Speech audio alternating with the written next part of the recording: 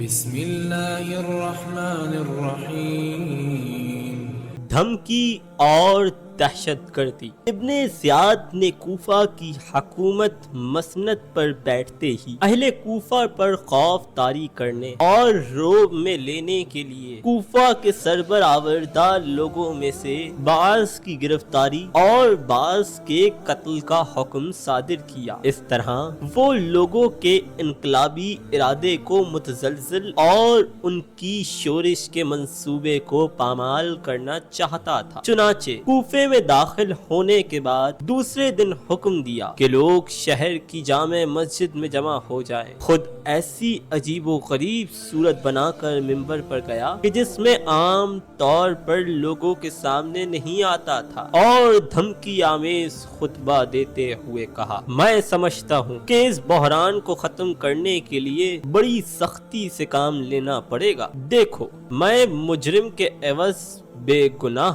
کو اور مفرور و غائب کی جگہ موجودہ لوگوں کو سزا دوں گا اور تمہیں گھروں میں بٹھا دوں گا۔ اسی اثنا میں اہل کوفہ میں سے اسد بن عبداللہ المری کھڑے ہوئے اور ابن زیاد کی تقریر کا جواب دیتے ہوئے کہا، اے امیر خدا، تو فرماتا ہے کوئی دوسرے کا بوجھ نہ اٹھائے گا، ہر شخص کو اپنے کیے کا جواب دینا پڑے گا۔ آپ کا فرض کہنا ہے اور ہمارا فرض سننا ہے، لیکن ہمارے ساتھ برا سلوک نہ کر، جبکہ ابھی تو ہم نے آپ سے کوئی بھلائی نہیں دیکھی ہے۔ ابن زیاد اپنا خطبہ روک کر ممبر سے اتر آیا اور دارالامارہ میں چلا گیا۔ مورخین نے لکھا ہے کہ خطبے کے درمیان ابن زیاد نے یہ کہا تھا کہ اس ہاشمی سے کہہ دو کہ میرے غضب سے بچتا رہے، اور اس سے اس کی مراد مسلم ابن عقیل تھے۔ تفصیل: حکومت کا جاسوسوں اور ملازموں سے برتاؤ۔ عبید اللہ بن زیاد نے حکومت کے جاسوسوں اور بادشاہ تک قبیلوں کی رپورٹ پہنچانے والوں پر سختی کرنا شروع کر دی اور ان سے کہا کہ شہر میں داخل ہونے والے اجنبیوں، یزید کی حکومت کے خلاف اس کی خلافت کی حقانیت میں شک کرنے والوں اور مخالفت و تفرقہ انگیزی کرنے والوں کے نام کے ساتھ رپورٹ پیش کرو، اور اگر کسی نے